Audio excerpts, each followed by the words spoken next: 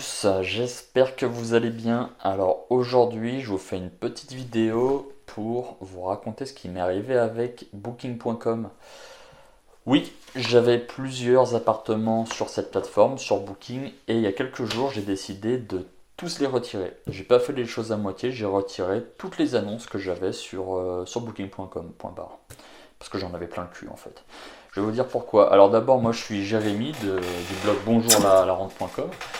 Si vous ne connaissez pas, n'hésitez pas à aller y jeter un petit coup d'œil. N'hésitez pas aussi à vous abonner sur YouTube tout de suite et à me rejoindre sur Instagram. Je publie du contenu sur l'immobilier, du contenu un peu plus personnel aussi qui peut vous amuser, je l'espère.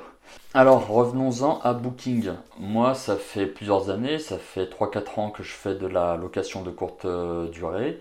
Donc comme tout le monde, je suis présent sur Airbnb, j'étais aussi présent sur Booking, sur d'autres sites. Voilà, clairement les deux plateformes les plus grosses, de toute façon, c'est Airbnb et Booking. Et récemment, comme je le disais, j'ai décidé de retirer toutes mes annonces de Booking. Alors avant de vous dire pourquoi j'ai retiré mes annonces de Booking, je vais vous dire pourquoi j'avais rejoint ce site-là, pourquoi je l'avais choisi. Et ben pour moi, et comme pas mal de monde, je pense, sur Booking, ce qui était intéressant, c'était d'avoir de la clientèle professionnelle. C'est vrai que Booking, dans les moyennes et grosses entreprises, c'est un site qui est pas mal utilisé pour des réservations, soit en direct, soit des sites dédiés aux entreprises qui pointent, qui ont des connexions via Internet, des API vers Booking, bon bref. Voilà, les moyennes et grosses entreprises ont plus de facilité à réserver via Booking, on va dire, que via Airbnb, qui est encore vu comme un site de particulier à particulier et pas forcément un site pour les professionnels. Et cette clientèle pro, en fait, elle a un certain pouvoir d'achat. Elle a souvent un pouvoir d'achat plus élevé que la clientèle particulière parce que c'est des frais d'entreprise, hein, c'est l'argent d'entreprise. Et les grosses entreprises et les moyennes entreprises, elles ont souvent des budgets par nuitée, hein. Ça peut être 100-150 euros par nuit. Donc on comprend que c'est très intéressant. Et ça me permettait de louer certaines nuitées plus chères que sur d'autres plateformes. Voilà, alors malgré cet avantage-là, j'ai choisi, moi, de retirer clairement toutes mes annonces du site booking.com pour l'instant.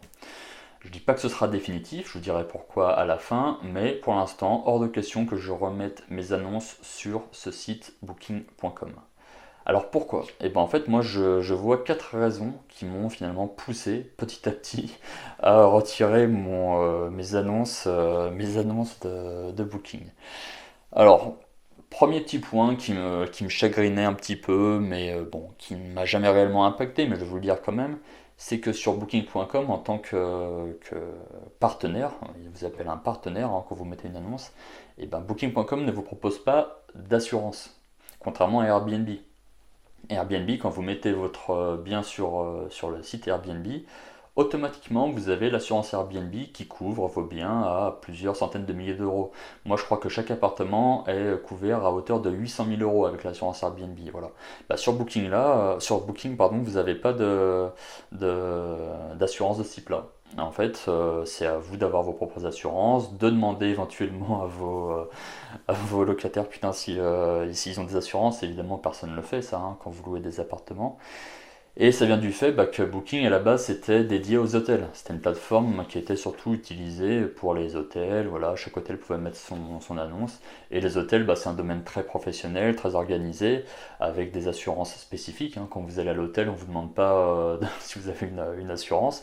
On vous demande votre carte d'identité pour vous identifier si jamais on doit vous poursuivre, justement si vous faites des dégâts, et éventuellement un dépôt de garantie, une caution. Mais on ne vous demande pas d'assurance. Donc ce qui fonctionne sûrement bien avec les hôtels fonctionne moins bien avec les loueurs meublés.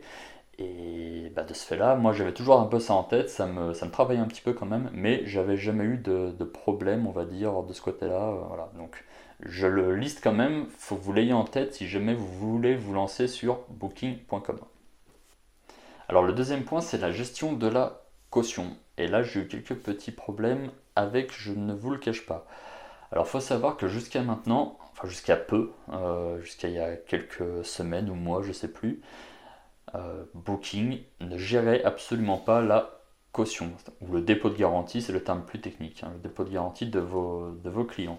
C'est-à-dire que avant l'entrée de vos clients dans votre logement, dans votre appartement par exemple, Si vous vouliez qu'il dépose une caution ou un dépôt de garantie, bah, il fallait l'encaisser vous-même. Il fallait soit récupérer un montant par carte bleue, par chèque, par espèce, et rendre au client ce montant-là à la fin du voyage s'il n'y avait pas eu de dégâts, ou garder tout ou partie de la caution directement. Booking ne proposait pas en fait une gestion directe de la caution via le site, comme peut le faire Airbnb voilà, depuis très longtemps. Airbnb s'occupe de la caution, donc ils ont une assurance comme je l'ai dit, ils s'occupent de la caution, c'est-à-dire si vous rentrez dans l'appartement et que vous vous rendez compte que après le départ de locataire Airbnb il y a eu des dommages, vous pouvez quasiment tout de suite récupérer votre caution et après, si ça va plus loin, faire fonctionner les assurances. Ça, Booking ne le permettait pas, pardon, sauf depuis peu, depuis quelques semaines, puisque moi j'avais reçu un mail me disant super, ça y est, Booking gère la caution directement, donc j'ai activé l'option, et puis je faisais mes petites locations via Booking comme ça, avec la caution qui était gérée par Booking. Et là, bah, il y a une semaine ou deux, j'ai eu un problème avec une cliente Booking. Ça ne m'était jamais arrivé en 3-4 ans, je vous rassure, mais là, un problème est arrivé dans un appartement. J'ai une cliente qui n'a pas respecté le règlement intérieur, déjà de l'appartement, et qui a fait des dommages. Donc j'ai pris des photos, j'ai envoyé ça à Booking, j'ai fait des devis pour les réparations. Et Booking m'a bien baladé et en fait je n'ai pas pu récupérer la caution qu'ils étaient censés gérer.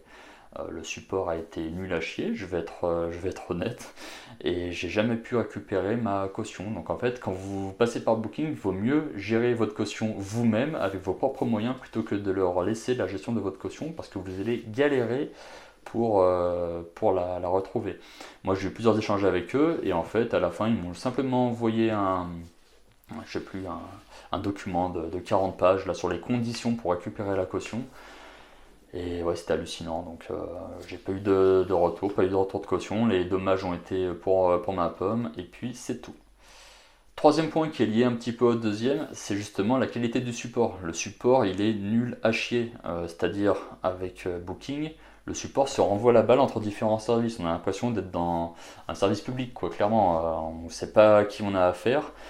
J'ai, pour demander la retenue de la caution, moi, à remplir en fait un formulaire en ligne. Donc au départ le formulaire ne fonctionnait pas, problème technique, j'arrivais pas à valider bizarrement.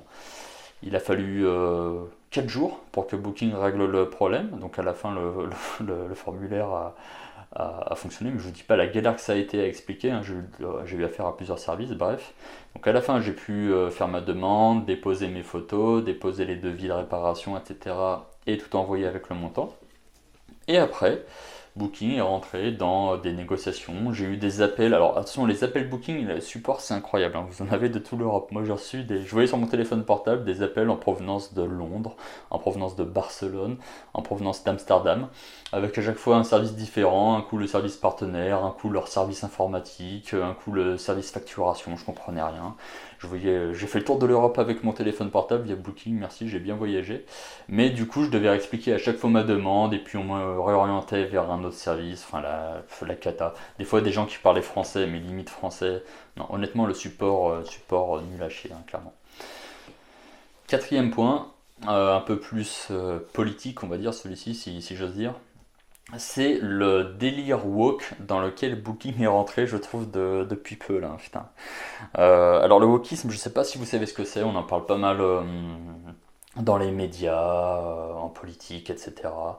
C'est, pour moi, c'est une dérive idéologique, hein, qui, sous couvert d'être bien pensant, etc., et ben, crée des discriminations, fait des différences entre les individus. Enfin, je trouve ça hyper bizarre, qui veut effacer aussi toute la culture qu'on peut avoir dans un pays. Bon, bref. Donc Daily Walk de Booking, pourquoi je dis ça? Parce qu'il n'y a pas longtemps, moi j'ai reçu un mail de Booking me disant, j'en reviens toujours pas honnêtement, me disant, eh ben maintenant on propose un label LGBT, enfin LGBT+, je crois, c'était quelque chose comme ça. En gros, c'était un lien, donc je clique sur le lien pour voir ce que c'est quand même. Alors, première chose, je précise, j'ai jamais fait de discrimination dans mes logements, puis de toute façon on peut pas en faire, hein. Quand on a une réservation qui tombe, elle tombe, on sait pas qui est réservé. Donc j'accueillais des gens de toute nationalité, de toute couleur de peau, des hétérosexuels, des gays, enfin peu importe, hein, je demandais même pas. Et là, Booking me propose d'obtenir le label, pardon, LGBT+. Donc en fait, c'était un formulaire avec 3 cases à cocher en disant qu'on était LGBT friendly, etc. Et on avait ce petit label LGBT+ à côté de l'annonce. J'ai trouvé ça débile. Je l'ai même pas fait en fait. Je trouvé ça tellement choquant que je l'ai même pas fait, vous voyez. Parce que je me disais, mais ok, on commence par les LGBT, après ça va être quoi? On va avoir un label Black Lives Matter, on va avoir un label Écolo Matters, Islamo-Gaucho Matters, putain.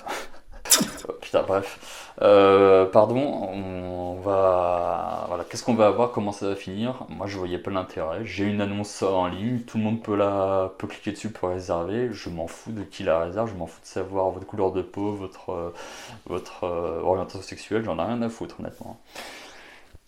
Bon bref, tout ça pour dire que Booking actuellement ne me satisfait pas, hein, on n'a plus une relation de partenariat.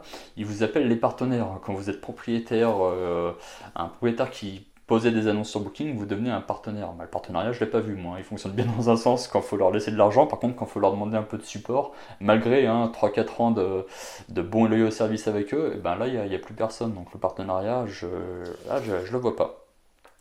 Je reviendrai chez Booking, peut-être un jour. J'ai retiré mes annonces, je dis pas que c'est définitif, j'en sais rien. En tout cas, je vais attendre au moins 2 choses de la part de Booking. Déjà qu'ils prennent plus soin de leurs partenaires, clairement.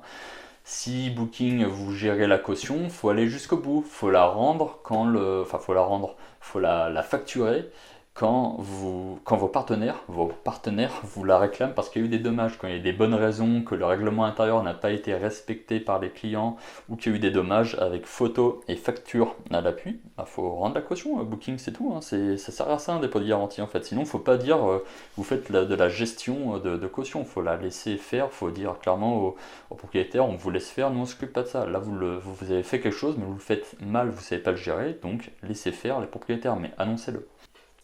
Deuxième point aussi, je reviendrai quand Booking se sera aligné sur les leaders de la location meublée, ou du moins les plateformes qui font ça depuis le départ. C'est typiquement Airbnb, hein. Airbnb, leur ADN, c'est de proposer un site à la base pour de la location meublée entre particuliers. Donc ils avaient dès le départ conscience des problématiques d'assurance, de caution justement.